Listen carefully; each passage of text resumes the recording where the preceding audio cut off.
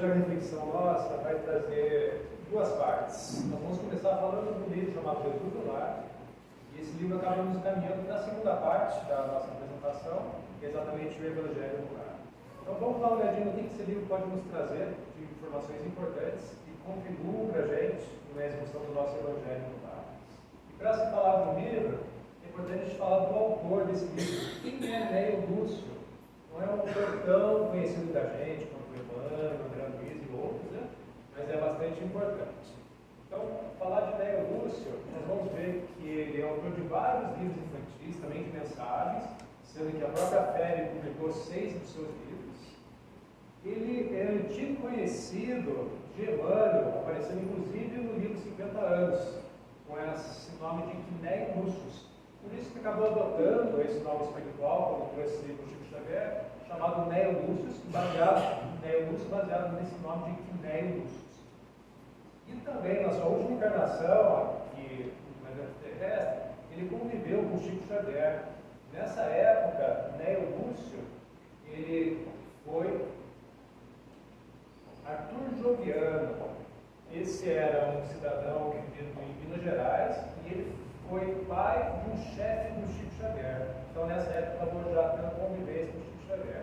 Então, a gente vê que Emmanuel, Chico Xavier, Neio Lúcio, já vem convivendo há muito tempo as suas existências. E durante essa última encarnação, como Arthur Joviano, no início do século XX, ele foi responsável por um programa de ensino. Ele estava muito ligado à parte da educação no Brasil. Então, esse programa de ensino elaborado por ele, implantado por ele, tinha a ideia de trazer a educação para o maior número de crianças possíveis contra o analfabetismo. E acabou desencarnando em 1934. Então, um pouquinho aí do nosso autor, chamado Neio Lúcio, que ele não veio na sua última encarnação com esse nome, mas sim com Arthur Joviano. E depois de 1934, já passando 16 anos, em 1950, trouxe esse livro para a gente, através de Chico Xavier, chamado Jesus no Lar. E vai ser importante a gente se referir ao prefácio de Emmanuel. Emmanuel fala o seguinte sobre esse livro para a gente.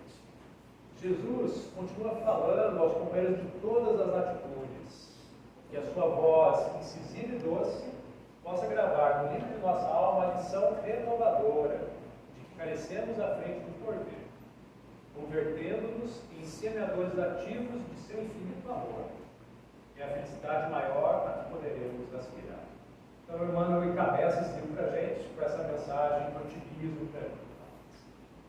E vamos falar um pouquinho, então, nesse livro, o que ele contém. Esse livro é composto de 50 capítulos, são lições curtinhas, de 1 ou 2 páginas cada uma, e traz lições ensinadas pelo próprio Jesus na casa de Simão Pedro. Capítulos curtos, como eu falei, e traz a vida cotidiana de Jesus. Então vai ser bem importante vermos que nessa época, o Jesus, com os seus discípulos naquela época, né, ele acabava visitando muito o que nós temos hoje. Os próprios discípulos acabavam sendo muito das dúvidas que nós temos hoje. Então Jesus acabava explicando para eles, assim como explicaria ainda para a gente hoje, as próprias dificuldades dos discípulos, e deixa transparecer no próprio livro, né, Jesus nos seus ensinamentos, a sua bondade e compreensão com todos nós que ainda temos hoje. E também vai ser importante para nós nos transportarmos um pouquinho a essa época. Vamos dar uma olhadinha na casa de Simão Pedro, onde nós estamos localizando isso para a gente poder ser transladado até lá. Vamos voltar lá ao Antigo Testamento, a Palestina da época de Jesus. Então nós vamos ver nesse mapa resumido a parte da Judéia, onde estava Jerusalém, onde estava Belém, onde era o centro do mundo naquela época. Aqui dá umas coisas mais importantes, né? Vemos aqui a Judéia entre o Mar Mediterrâneo e o Mar Morto, bastante importante, e subindo indo ao norte, passamos pela Samaria, onde estavam os samaritanos, não muito bem vistos pelos próprios judeus de baixo, né? Tinham alguns conflitos, e mais acima, distante, no povoado chamado Galileia.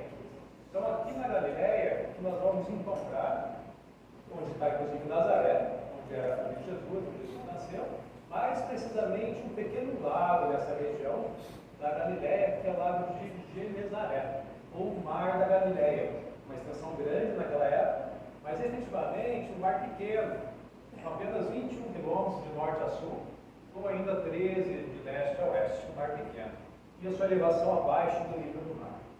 Aqui que nós vamos situar a nossa história. Se a gente olhar um pouquinho melhor nesse mapa, nós vamos ver as principais cidades da época, né? Vamos encontrar aqui Tiberíades, bastante importante, Magdala, onde conhecemos a Maria de Madalena, a igreja das bem-aventuranças, Monte das Bem-aventuranças, a igreja da multiplicação dos pães e dos peixes. Desse lado, Decápolis, onde aconteceram alguns milagres de Jesus nessa parte. Betsaida, de onde saíram vários discípulos de Jesus, ou seja, em torno dessa área que acabou sendo toda o ministério de Jesus.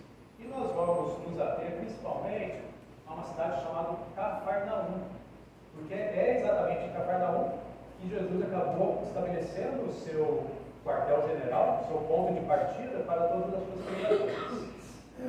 E essa é a ruína hoje da casa de Pedro, de Simão Pedro, uma sinagoga que nós temos aqui do lado também, mas é onde estava realmente focado nessa época que nós temos. Uma outra visão, a própria casa de Pedro na frente, a sinagoga ao fundo. É aqui que nós estamos situando a nossa história, onde acaba acontecendo toda a narrativa desse livro. E importantíssimo para a gente, o primeiro capítulo desse livro chamado O Culto Cristão no Lar. Vamos ler na íntegra esse capítulo. Ele vai ser um pouquinho cansativo, mas é só uma página, mas vale a pena para a gente entender um pouquinho do que nós estamos falando. Começa da seguinte maneira, Ney Lúcio narrando para a gente a sua primeira história. Povoara-se o firmamento de estrelas, dentro da noite prateada de luar, quando o Senhor, instalado provisoriamente em casa de Pedro, tomou os sagrados escritos e, como se quisesse imprimir um novo à conversação que se fizesse produtiva e menos edificante, falou com bondade. Simão, que faz o pescador quando se dirige para o mercado com os frutos de cada dia? O apóstolo pensou alguns momentos e respondeu hesitante: Mestre, naturalmente, escolhemos os peixes melhores, ninguém compra os resíduos da pesca. Jesus sorriu e perguntou de novo: E o oleiro, que faz para atender a tarefa que se propõe? Certamente, Senhor, quedaria o pescador intrigado, modela o barro, imprimindo-lhe a forma que deseja. O amigo celeste, de olhar compassivo e fulgurante, insistiu: Como procede o carpinteiro para alcançar o trabalho que pretende? O interlocutor, muito simples, informou sem vacilar: Lavrará a madeira, usará o enxó, o serrote, o martelo e o formão. De outro modo, não aperfeiçoará a pedra pura. Calou-se Jesus por alguns instantes e anunciou: Assim também é o lar diante do mundo. O berço doméstico é a primeira escola e o primeiro templo da alma. A casa do homem é a legítima exportadora de caracteres para a vida comum. Se o negociante seleciona madeira, se o marceneiro não consegue fazer um barco sem afeiçoar a madeira aos seus propósitos, como esperar uma comunidade segura e tranquila sem que o lar se aperfeiçoe? A paz do mundo começa sobre as telhas e os aluguelos. Se não aprendemos a viver em paz entre quatro paredes, como aguardar a harmonia das nações? Se não nos habituamos a amar o irmão mais próximo, associado à nossa luta de cada dia, como respeitar o eterno Pai que nos parece distante? Jesus renunciou a olhar pela modesta sala, fez pequeno intervalo e continuou: Pedro, assentamos aqui, em torno de quantos nos procuram assistência fraterna com uma claridade nova. A mesa de tua casa é o lar de teu pão. Nela recebes do Senhor o alimento para cada dia. Por que não instalar ao redor dela a sementeira da felicidade e da paz na conversação e no pensamento? O Pai que nos dá o trigo para o celeiro por meio do solo envia-nos a luz pelo céu. Se a claridade é a expansão dos raios que constituem, a fartura começa no grão. Em razão disso, o Evangelho não foi iniciado sobre a multidão, mas sim no singelo domicílio dos pastores e dos animais. Simão Pedro ficou no mestre os olhos humildes e lúcidos, e como não encontrasse palavras adequadas para explicar-se, murmurou tímido: Mestre, seja feito como desejas. Então Jesus, convidando os familiares do apóstolo à palestra edificante e à meditação elevada, desenrolou os escritos da sabedoria e abriu na terra o primeiro culto extraordinário. Então, esse primeiro capítulo, ele traz essa história da própria instituição do Evangelho no lar pelo Jesus na casa de Pedro. Nós verificamos na narrativa as coisas simples que Jesus tratava para trazer seus ensinamentos. E a partir desse momento, então, instituiu-se na terra o Evangelho no lar. Então, esse primeiro capítulo, apesar de um pouquinho extenso de texto que também dentro, ele é bastante importante para a gente pegar na íntegra esse conteúdo. Vamos dar uma olhadinha em mais algumas mensagens de Jesus durante esse livro. Eu trouxe alguns pontos importantes, mas já deixo aqui a dica para a gente ler o livro como um todo, é bastante proveitoso. No capítulo 9, chamado O Mensageiro do Amor, é uma passagem que Jesus está narrando, que Deus envia mensageiros à Terra. Muitos mensageiros da ciência, que vêm com alguns propósitos, acabam falhando no maior, porque estavam muito naquele propósito, até que ele envia o mensageiro do amor. E Jesus arremata esse capítulo dizendo o seguinte: cultura e santificação representam forças inseparáveis da glória espiritual. A sabedoria e o amor são as duas asas dos anjos que alcançaram o trono divino. Mas, em toda parte, quem ama segue à frente daquele que simplesmente sabe. Temos as duas asas, mas a parte de amor vai à frente da parte da sabedoria. No capítulo 16, chamado Auxílio Mútuo, conta a história de dois viajantes, dois idosos, durante uma tempestade, acabam encontrando uma criança semi-morta.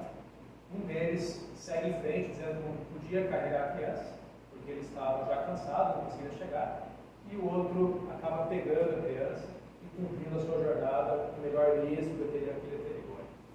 Jesus traz ao fim desse capítulo a seguinte mensagem: um homem sozinho é simplesmente um aluno vivo na solidão, mas aquele que coopera em benefício do próximo é credor do auxílio comum. Ajudando, seremos ajudados, dando, receberemos. Essa é a lei de Deus. Então, nós vamos ver em todas essas passagens muitos dos ensinamentos de Jesus para nos trazer, seja na bem-aventurança, seja em outras passagens, mas aqui, suas primeiras palavras dentro da casa de Simão acabam já tendo essas mesmas conotações. No capítulo 18, uma parte fala da viúva e 6 filhos, uma família que acabou ficando sem o pai da família, a viúva já sem muitos recursos seus filhos, acaba criando uma história para poder conversar com seus filhos, e isso acaba sustentando a sua vida durante todo aquele tempo. Então, nesse ponto, Jesus traz a seguinte fala para a gente: seja o nosso falar sim, sim, e não, não. Mas nunca espezinhemos a bênção do estímulo nas lutas edificantes de cada dia. A pretexto de acender a luz da verdade, ninguém destrua a candeia da esperança. Todos os temas que Jesus nos trouxe naquela época, elas continuam muito atuais para a gente, servem completamente ao nosso dia a dia. Né? Então, muitas vezes queremos trazer a verdade para alguém, colocando exatamente aquela verdade nua e crua, mas muitas vezes com isso a gente pode também tirar a esperança daquela pessoa. Então, Jesus modera nessa parte. Outro capítulo, chamado Serva Escandalizada, de uma mulher que, querendo fazer o bem, recorre aos anjos pedindo auxílio, pedindo ajuda, só que todo o trabalho que era dado para ela não conseguia fazer porque ela se escandalizava. Ela ia fazer um trabalho, voltava uma situação, se escandalizava e retornava. Não conseguiu cumprir nenhum de seus trabalhos.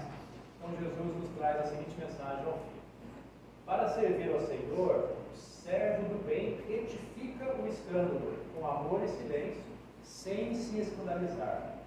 Quem se demora na contemplação do mal não está em condições de fazer o bem. Capítulo seguinte, chamado Problema Difícil, os 3 filhos, uma tarefa do pai sábio.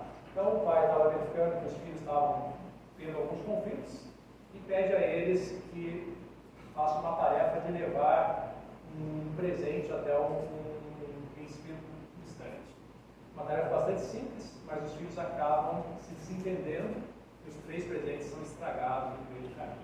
Então Jesus arremata para a gente da seguinte maneira: mais intricado problema do mundo e dos filhos é o de cada homem cuidar dos próprios negócios, sem intrometer-se nas atividades alheias. Enquanto cogitamos de responsabilidades que competem aos outros, as nossas viverão esquecidas.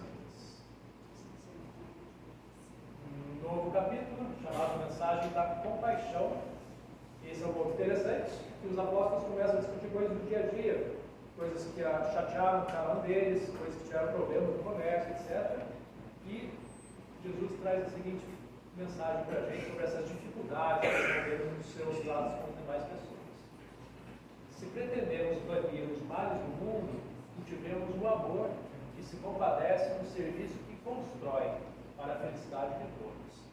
Ninguém procure sanar um crime praticando outros crimes, porque o tempo tudo transforma na terra, operando com as lavaredas do sofrimento ou com o gelo da morte. No capítulo 44, a lição essencial narra a história de uma mulher muito rica que está viajando em navio com seu filho. Esse navio naufraga e a mulher estava muito rica, cheia de ouro, cheia de coisas, acaba por salvar o seu filho. Né? Então ela tem o essencial em suas mãos naquele momento. Então Jesus nos fala da seguinte maneira: a felicidade real não se fundamenta em riquezas transitórias, porque um dia sempre chegará em que o homem é constrangido a separar-se dos bens exteriores. Procuremos, pois, o reino de Deus e sua justiça, tomando até estritamente necessário a manutenção da vida física, todas as alegrias ser-nos-ão acrescentadas. Capítulo 45, os apóstolos estavam discutindo qual o melhor meio de se elevar, se era fazendo um retiro, se era se isolando, adoração, jejum, abandono de tudo, né? Coisas que a gente ainda hoje acaba pensando algumas coisas nesse sentido. Jesus nos coloca da seguinte maneira: não é outra o ministério da Boa Nova. Amar servindo é venerar o Pai acima de todas as coisas, e servir amando é amparar o próximo como a nós mesmos. Pautar-se por estas normas em nosso movimento de redenção é praticar toda a lei. Só alguns pontos trazidos nesse livro para a gente. Todos os capítulos trazem mensagens e lições muito interessantes, mas em síntese a gente pode verificar que nesse livro nós temos uma demonstração de como conquistar a vida plena, como conquistar a vida espiritual, pelas próprias palavras de Jesus. Isso encerra a nossa primeira parte, que é sobre o livro Jesus no Lar, mas exatamente como é nesse livro que Ney Augusto nos narra a inclusão, a efetivação do culto cristão no lar, nós vamos passar agora para essa segunda parte, falando um pouquinho mais exatamente sobre o que é o culto cristão no lar. Nós acabamos conhecendo muito sobre o Evangelho no lar, porque esse foi o termo que mais ficou igual para a gente. Provavelmente todos nós já pratiquemos, mas eu vou trazer um pouquinho dos conceitos que são as orientações da fé, explorando um pouco ainda algumas coisas dentro desse livro. E para poder validar o que nós estamos falando dentro do Evangelho do Lar, trazer os seus relatos, nós vamos convidar alguns espíritos que nos tragam o que eles acham sobre o Evangelho do Lar. Se deve ser feito, não deve. Qual é a recomendação desses espíritos para a gente? Vamos iniciar uma mensagem do livro Os Mensageiros, de 44. Esse livro faz parte da série André Luiz, né? É o segundo livro, né, seu livro? Segundo livro. E nós vamos trazer uma mensagem de André Luiz, toda a série André Luiz, é também, né? André Luiz fala da seguinte maneira para a gente nesse livro sobre o Evangelho no Lar: nunca poderemos enumerar todos os benefícios da oração. Toda vez que se ora no lar, prepara-se a melhoria do ambiente doméstico. Cada prece do coração constitui emissão eletromagnética de relativo poder. Por isso mesmo, o culto familiar do Evangelho não é tão só um curso de iluminação interior, mas também processo avançado de defesa exterior, pelas claridades espirituais que acende em torno. O homem que ora traz consigo inalienável couraça. O lar que cultiva a prece transforma-se em fortaleza. Nós vamos ver em diversos desses relatos de espíritos de escolas muito importantes quanto Portanto, eles validam a necessidade e os benefícios que nós temos com o nosso Evangelho no lar. Então, vamos tirar essas lições de cada uma dessas mensagens para ver se nos fazem sentido realmente. Em 1964, um livro chamado Desobsessão, o André Luiz continua trazendo mensagem para a gente sobre o Evangelho no lar. Ele fala da seguinte maneira nesse ponto: os espíritas, e em particular os participantes de grupos mediúnicos, precisam compreender a necessidade do Evangelho no lar. Já não é mais uma recomendação, é uma necessidade. Pelo menos semanalmente, é aconselhável que se reúna com os familiares ou com alguns parentes, capazes de entender a importância da iniciativa em torno da doutrina espírita, à luz do Evangelho do Cristo e sobre a cobertura moral da oração. No livro chamado Espírito e Vida, Divaldo Franco nos traz mensagens da Joana de Ângeles.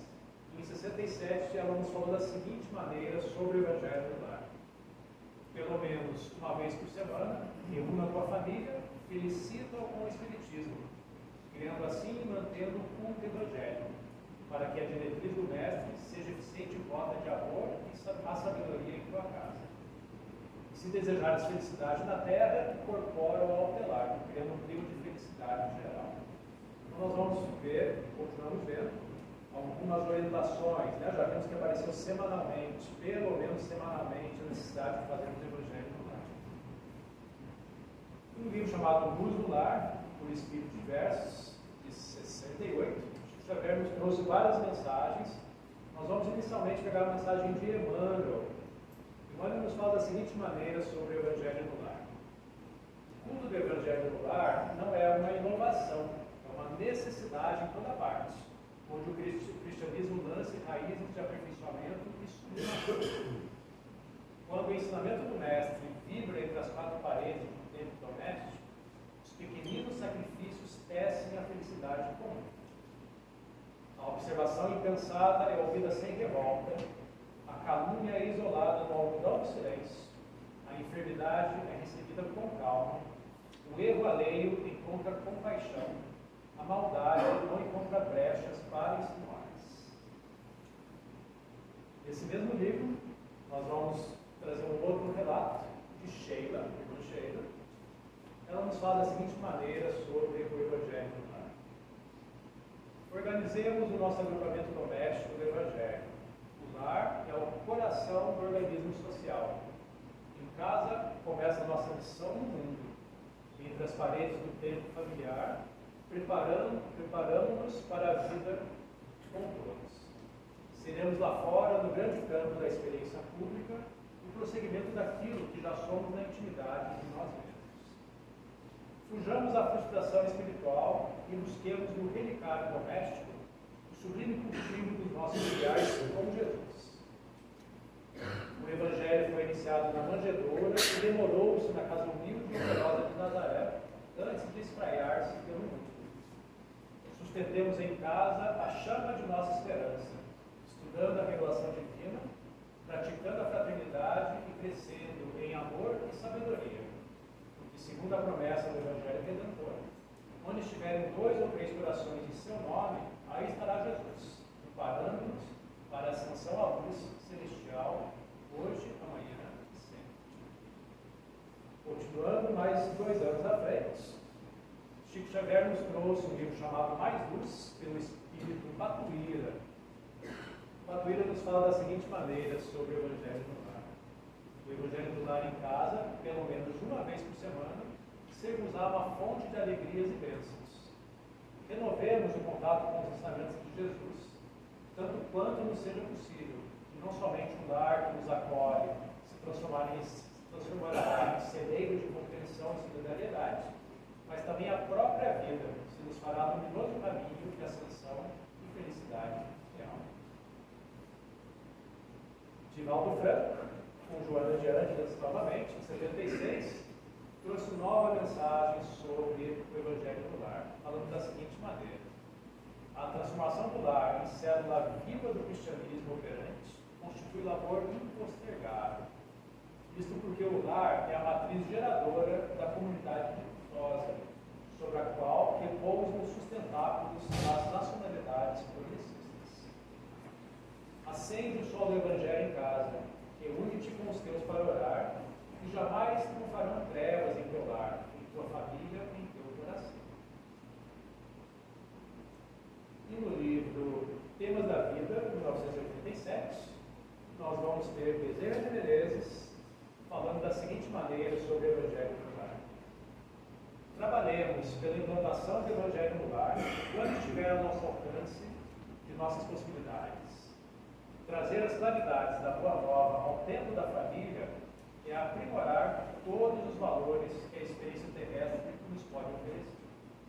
Quem recebe na inteligência a gota de luz da revelação cristã, cada dia ou cada semana, transforma-se no entendimento e na ação de maneira imperceptível.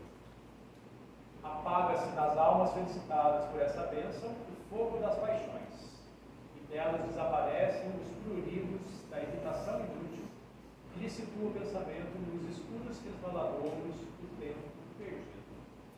Auxiliamos a plantação do cristianismo no santuário familiar, à luz da doutrina espírita, se desejamos efetivamente a sociedade aperfeiçoada do amanhã.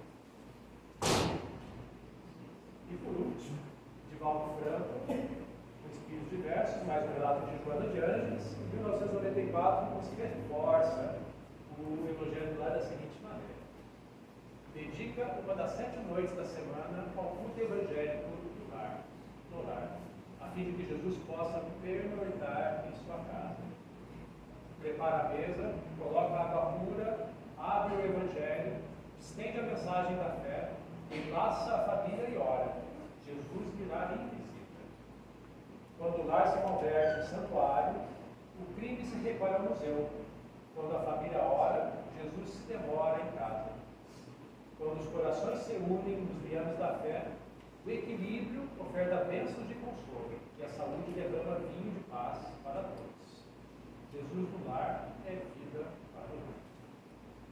Então aqui foi um apanhado, tem muito mais coisa, vários espíritos nos trazem importantes informações sobre o Evangelho no lar, mas para já nos dar um pouquinho de base da necessidade e da importância que nós temos. Vamos entrar efetivamente no que é o Evangelho no lar. Qual a sua importância? Que livros que a gente pode estudar durante o Evangelho no lar? Quanto tempo ele dura? Pode haver manifestação de espíritos? Uma reunião clínica? Deve-se colocar água purificada? São coisas que nós trazemos, temos várias instruções. Então vamos trabalhar um pouquinho sobre esses pontos, à luz daquilo que a FEB nos indica sobre o Evangelho no lar. Primeiro, a FEB vai nos falar: o Evangelho no lar é uma reunião fraterna dos componentes do lar, sob o amparo de Jesus. O culto, o estudo do Evangelho no lar, é um encontro semanal, previamente marcado, com o objetivo de reunir a família em torno dos ensinamentos do Evangelho, à luz do Espiritismo e sobre a assistência de benfeitores espirituais. Continua. Trata-se de uma modalidade de reunião espírita, que deve ser caracterizada pela seriedade e continuidade, a despeito da simplicidade que encerra. Os benfeitores espirituais acorrem ao nosso lar, auxiliando-nos no que for possível, afastando entidades perturbadoras do reino doméstico, amparando espíritos mais necessitados e se revelando sensíveis às vibrações e elucidações que o próprio Evangelho no lar nos propicia. Então, já nesses dizeres, nós vemos algumas características importantes, mas vamos um pouquinho mais para frente. Qual a finalidade? Fazemos isso como uma rotina, para cumprir algum ritual somente, ou de que importância tem? Então, nós vamos ter algumas finalidades importantes. Primeiro, como a gente vai ter uma leitura do Evangelho segundo o Espiritismo, a primeira importância é estudar e compreender. Esse é o primeiro ponto. Já que o Evangelho, Jesus nos trouxe já há 2000 anos, e ainda continuamos aprendendo, temos muito a aprender e praticar, esse é o principal ponto. Assim como nós viemos das casas espíritas buscando conhecimento, que vai nos propiciar uma melhoria moral, o Evangelho do lar traz isso também. A primeira finalidade é estudar e compreender o Evangelho à luz da doutrina, facilitando assim pautar nossas vidas segundo os ensinamentos de Jesus. Segundo ponto, como o Evangelho no lar é dentro do lar, é com a família, ponto que vamos tratar aqui é a união entre as criaturas. Por aquele momento, uma hora definida, onde vamos estar dedicados a uma reunião com todos, nós podemos ter uma união de todas as criaturas, uma vivência mais tranquila e equilibrada em nosso lar. Terceiro ponto, uma vez que ele deve ser semanalmente, pelo menos, se não diariamente, nós vamos criar um hábito. Então, muitas vezes ainda esse hábito não está conosco. Pontualmente vamos a casas espíritas, pontualmente fazemos alguma ação, mas aqui a finalidade é criar um hábito salutar de reuniões evangélicas. O objetivo de despertar e acentuar em todos os familiares sentimento de fraternidade, trazendo lá de Jesus, né, que é dentro do lar que a gente vai conseguir nos melhorarmos, para assim melhorarmos a sociedade. E esse é o ponto de fraternidade que o Evangelho do Lar vai nos trazer. Outro ponto, já um pouco imperceptível ao grande maioria dos nossos olhos, higienizar o lar através de pensamentos e sentimentos elevados, favorecendo a influência dos mensageiros do bem. Esse é um ponto bastante importante. No dia a dia, temos nossas atribulações, temos nossas discussões, nós vamos sujando o nosso lar, nós vamos impregnando esse lar de energias mais pesadas. O Evangelho do Lar traz esse ponto para a gente, esse perceptível, é de higienização do lar, é trazer uma psicosfera melhor para o nosso lar, melhorar o nosso clima dentro do próprio lar. Ponto seguinte, uma vez que nós estamos com o ambiente já mais preparados para receber os benfeitores espirituais, vamos poder sim receber esse amparo. Então, o amparo necessário possibilita superação das dificuldades materiais e espirituais em consonância com a recomendação de Jesus, orai e vigiar. Então, nos preparamos, vamos orar, vamos vigiar nossos pensamentos e sentimentos para ser possível ter esse amparo. E como um todo, ao fazer o Evangelho no lar, ao fazer a higienização, nós conseguimos elevar o nosso padrão vibratório de pensamentos e sentimentos. Isso significa que nessa elevação acabamos atingindo níveis maiores de frequência, nos conectando a uma superioridade mais elevada do que geralmente estamos trabalhando. Então, elevar o padrão vibratório de todos os participantes para contribuir na construção do melhor. Como vamos fazer realmente o Evangelho? Qual o passo a passo para isso? Então, nós já vimos pelos relatos dos Espíritos, né? Pelo menos uma vez por semana é uma boa frequência para a gente fazer uma reunião, em dia e horários pré-determinados, reunir os componentes do lar. Se nós estivermos só ou se os demais não quiserem participar, fazer assim mesmo, sozinho, fisicamente, na certeza de que Jesus estará presente através dos mensageiros. Aqui também é falado que se estivermos sozinhos, que as leituras a gente faça em voz alta. Muitas vezes temos espíritos que são mais materializados, e fazer a leitura em voz alta ajuda também ao entendimento de vários espíritos que estão conosco. Colocar água para ser fluidificada pelos benfeitores espirituais. Esse é um ponto importante que às vezes pode gerar alguma dúvida. Se tivermos várias pessoas, colocamos uma jarra para todo mundo, colocamos um papinho para cada um. Na câmara de passe nós temos um papinho para cada um, servido com a jarra. Como que isso pode ser feito? Então vai ser importante a gente falar um pouquinho sobre a água nesse momento, que a água para a gente é o corpo mais simples e receptivo da Terra, mas principalmente é um condutor fluídico. Quando a gente fala de água fluidificada, esse foi um termo que dá bastante sentido, e fluidificada não significa exatamente de fluido, né? A gente está falando de uma água energizada. Nós estamos trazendo alguma energia para dentro daquela água, ok? Então é importante que a partir daquela água a gente vá ter uma água fluidificada. Então a água é uma base pura em que uma medicação espiritual pode ser impressa. Esse é um ponto bastante importante. A água vai continuar sendo água habitual, mas nós vamos ter uma possibilidade de alguma atuação que não nos percebemos no nosso plano material na parte de medicação. O processo é invisível, mas não por isso deixa de termos muita confiança nessa fluidificação. E aqui é um ponto importante, muito esquemático, ele não ocorre dessa maneira, mas nós vamos ver que nossa molécula de H2O, dessa maneira, ao ser uma água fluidificada, essa molécula se expande. Claro que a água a gente conhece, né, entre gelo, água líquida e vapor, tem uma expansão dos próprios lados da sua molécula. Aqui puxamos com água líquida, mas é propiciado na fluidificação da água que essa molécula se expanda e os espíritos consigam atuar em cima dessa molécula, colocando para a gente átomos espirituais, imperceptíveis, nós não conseguimos detectá-los. Mas dessa maneira, os espíritos conseguem, através da água, imprimir medicamentos, algumas coisas que vão nos trazer benefícios, claro, ao corpo espiritual inicialmente, depois descer até o corpo físico. Então, essa noção de que ocorre dessa maneira, que a gente consegue ter isso, é que permite, principalmente nas casas espíritas, a gente utilizar muito a água como sendo um fluido possível de ser energizado, de ser medicamentado. E a própria fluidificação da água agora, alguns pontos importantes, né?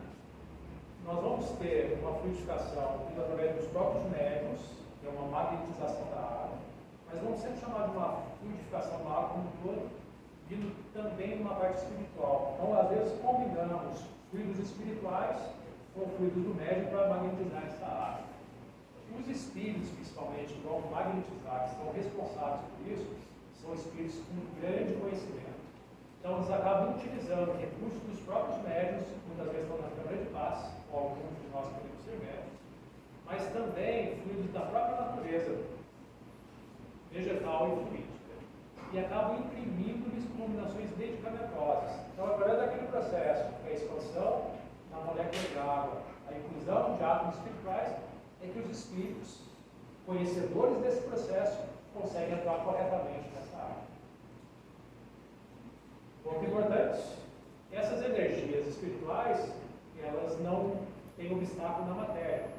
Então, sempre as nossas garrafas, por questão de higiene, vão estar fechadas dentro do campo de paz. Okay? Mas se estiver aberto em casa, tudo bem, mas não tem nenhum problema, são matérias mais essenciais. E aqui sim, quando não tiver um motivo especial, ou seja, é uma água para a gente distribuir para várias pessoas, o uso de modo geral, os espíritos vão colocar naquela água uma coisa que seja de modo geral para todos. Paciência, uma energia boa, uma coisa que seja geral. Porém, se eu quero uma água específica para alguém que tenha algum uso pessoal exclusivo, seja algum problema, seja uma necessidade de energização, aí sim é importante que na água, seja na cama de passe ou em casa, a gente separe realmente um frasco só para aquela pessoa, que ela sim vai receber o seu medicamento bem específico. Okay? Então, se for nesse caso de ser destinado para uma pessoa, outra pessoa não deve tomar, que não vai fazer o efeito necessário. É muito específico para cada uma das suas pessoas. Tá? E quando trazemos uma água para a câmara de passe para ser fluidificada, para ser energizada, é importante que anotemos o nome da pessoa, porque aquilo passa a ser um endereço energético daquela pessoa. Então, os espíritos acabam sabendo exatamente como que vão dedicar, colocar os medicamentos para aquela pessoa. Então, colocamos água para ser frutificada. Próximo passo da nossa evangelho do lar é a prece. Então, é iniciar com uma prece simples e espontânea. Então, aqui, muito mais vale sentimentos, né? Muito mais vale os nossos pensamentos alinhados do que propriamente palavras. Okay? E aqui, rapidamente, falar um pouquinho sobre prece. Eu aprendi com a Silvana numa palestra sobre prece. Ela na época me explicou o seguinte: nós temos alguns sinônimos sobre prece, orar e rezar que não são bem exatamente iguais. Okay? Então, qual que é melhor nós utilizarmos? Né? Então, quando a gente vai falar de rezar, ele vem do latim chamado recitare, que é muito de repetir orações. Alguma coisa que eu já tenha pronta, eu vou declarar, repetir isso aí. Já orar é aquela habilidade de falar em público, de falar em voz alta, né? De ter um discurso. Quando nós falamos de prece, aí sim nós estamos mais pedindo súplica, mais em pensamento. Então, dentro das casas espíritas, nós vamos preferir o termo prece, que é o mais mais adequado ao que nós estamos falando. Não que horas a gente possa fazer os outros também, algumas horas a gente vai rezar, vai orar, mas vamos estar sempre falando do termo prece dentro das casas espíritas. Então a prece, falando um pouquinho mais dela, é uma manifestação espontânea e pura da alma, em busca da presença divina e seus prepostos. Ela depende principalmente da nossa sinceridade e elevação. Então, novamente, não é aquele repetitório de palavras que vai fazer a prece ficar melhor e melhor, mas muito essa sinceridade e elevação. Não é o repetir, não existe fórmula mágica para a prece, vale realmente a elevação dos nossos pensamentos e sentimentos. Trazendo agora para os casos das reuniões espíritas específicas, por que a prece é importante? Geralmente no início nós fazemos uma prece, a senhora fez uma prece bonita para nós hoje. É só um formalismo, é só porque estamos acostumados a fazer isso. Para que serve realmente? Né? Então a prece, no início das reuniões espíritas, ela acaba servindo para se tornar favorável todo o nosso ambiente. Cada um de nós vem para cá com o pensamento, com o sentimento, com o nível de vibração, com o nível de energia. Então é importante que após entrarmos na casa espírita, a prece possa nos trazer uma equalização de toda a nossa energia. Então, é importante nesse momento, o dirigente fazendo a prece, os espíritos que aqui presentes nos auxiliam, eles acabam equalizando, vão pegar a energia de pessoas que estão mais energizadas, vão utilizar as que estão menos, para que todos tenhamos o mesmo nível de energia e essa energia seja elevada. A gente tenha realmente uma elevação do nosso nível vibratório para exatamente poder ser atendido pelos espíritos que estão aqui presentes. Voltando então, fazemos uma prece inicial com esse intuito, e aí nós vamos ler o Evangelho no Lar. Então aqui é importante que é realmente, dentro do nosso chamado culto do Evangelho no Lar, o próprio Evangelho no Lar é importante. Mas vamos dar uma olhadinha em que obras que devemos usar. Né? Então é claro, a obra básica para a gente é o Evangelho segundo o Espiritismo, que nós devemos ler de cabo a rabo, desde a sua introdução até o finalzinho chamado Prece de Espíritas, onde tem uma prece do Pai Nosso, toda ela explicada. Né? Então vamos ler em sequência, vamos marcando, para que possamos ler todo o Evangelho ao longo do nosso tempo no Evangelho no Lar. Terminamos, podemos repetir, podemos abrir aleatório, mas é importante fazer toda essa leitura para podermos exatamente ter todo o significado do Evangelho no Lar. Mas existem algumas outras obras que podemos usar como complementares. Então nós vamos ver o ano nos trazendo entre 1949 e 1979, que ficou conhecido como Coleção Fonte Viva. São livrinhos pequenos, também de mensagens curtas, muito interessantes para completar para a gente o próprio Evangelho no Lar. Então nós vamos ver o primeiro deles, Caminho, Verdade e Vida, Pão Nosso, Vinha de Luz, Fonte Viva e Seios de Luz. É uma coleção de muita valia. Completa muito bem. Geralmente, quando estamos lendo alguma coisa do Evangelho, abrimos ao caso alguma vez, algum desses outros, geralmente completa muita informação e são mensagens importantíssimas para a gente. Além desses, nós podemos pegar, o André Luiz nos trouxe com Chico Xavier, em 1948, a Agenda Cristã, Joana de Anjos com Divaldo, Mestre de Amor, em 64, Sheila e outros espíritos, próprios do lar. Nós temos uma figura nova chamada Meimei, que trouxe também Chico Xavier também, Deus aguarda. E é claro, o nosso livro dessa manhã, chamado Jesus no Lar. São livros importantes que podem também nos trazer grandes mensagens e auxiliam muito o nosso Evangelho no Lar. Uma vez lido o texto principal, alguma obra secundária que vamos auxiliar, nós vamos comentar esse texto. Então isso é importante. O Evangelho no Lar para a gente é um estudo. Então devemos sim interpretar, comentar, discutir, porém sem polemizar. Não é o momento de a gente discutir nada muito forte, mas para a gente poder realmente ter um entendimento do que nós estamos vendo. E participação de todos. É importante, uma família grande, que todos tenham a possibilidade de falar, de comentar, trazer alguma informação. Depois desse momento, uma vez lido isso, é um momento que já está oportuno, a espiritualidade já nos apoia, nós estamos com o ambiente já energizado, então é aquele momento que nós vamos usar para fazer uma irradiação, uma vibração.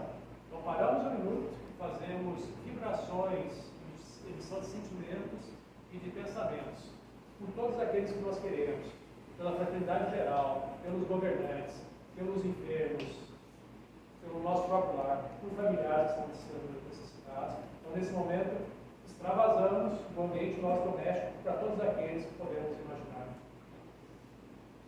Também é importante fazer alguns minutos de silêncio. Pode ser que cada um dos participantes queira fazer alguma oração específica. Então é bom a gente dar um momento também para fazermos uma reflexão interna.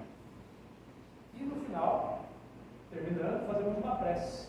Também não é de costume, mas uma necessidade. E, geralmente fazemos uma prece ao final em busca de agradecimento por ter corrido aquele Evangelho no Lar, por termos tido a oportunidade de estar novamente fazendo o nosso Evangelho no Lar, aprendendo, melhorando o nosso ambiente. Então aqui é o momento de agradecer. Alguns lembretes, de maneira geral, que nós passamos aqui. Né? Uma vez que nós marcamos hora e dia, nós passamos a ter um compromisso com a espiritualidade que vai nos auxiliar. Então ele passa a ser um compromisso. Nós somos livres até colocarmos um compromisso. A partir daquele momento precisamos cumprir esse compromisso. Então, pontualidade e assiduidade são imprescindíveis para o Evangelho no Lar.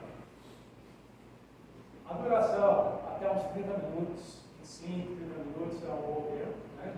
Nós estamos falando de 30 minutos em uma semana, pelo menos. Então, um pouquinho de tempo só, uma dedicação bem interessante. Não suspender em virtude de visitas, eventos adiados ou acontecimentos fúteis. E faça ser um compromisso. Okay? Então, escolha um horário que você já não tem e seja possível realmente fazer para não ter suspensão. Não transformar o trabalho em reunião mediúnica. Pode acontecer que médicos mais ostensivos, ao fazer um evangelho no lar, acabam sendo solicitados a ser comunicações escritas. Não é o momento. A gente deixa as reuniões mediúnicas nos grupos mediúnicos das casas espíritas. Em casa é o momento do evangelho no lar. Visitas ocasionais, que poderiam até suspender a reunião, devem ser convidadas. E é claro, se não forem espíritas, é importante falar o que se trata, para a pessoa poder ou não participar. E crianças devem participar. Nós sabemos, desde a evangelização infantil, o Evangelho no Lar é uma prática da família. Então as crianças participam também. E é claro, dependendo da idade, podemos trazer livros mais adequados às crianças. Então isso finaliza essa nossa segunda parte, chamada do Evangelho no Lar em si. E eu trouxe um poema de Irene S. Brito, chamado Jesus em Casa, para nós novamente lermos um pouquinho. Irene fala da seguinte maneira para a gente. Esse poema foi pela primeira vez publicado no Lar e depois republicado no livro de Chico Xavier chamado Mãe, em 71. Irene fala da seguinte maneira para a gente. O culto do Mestre em casa é novo sol que irradia, a música da alegria em santa e bela canção. É a glória de Deus que vaza, o dom da graça divina, que regenera e ilumina o templo do coração. Ouvida a bênção da prece, na sala doce e tranquila, a lição do bem cintila, como um poema a brilhar. O verbo humano enaltece, a caridade é a esperança. Tudo é bendita mudança no plano familiar. Anula-se a malquerença, a frase é contente boa. Quem guarda ofensas, perdoa. Quem sofre, agradece a cruz. A maldade escuta e pensa, e o vício da rebeldia pede a máscara sombria, toda a névoa faz luz. Na casa fortalecida por semelhante alimento, tudo vida e entendimento, sublime e renovador. O dever governa a vida, vozes brandas falam calmas. É Jesus chamando as almas ao reino do Eterno. Com isso, finalizamos a nossa exposição de hoje. Agradeço a todos pela atenção, que Jesus nos acompanhe, que Jesus esteja em nosso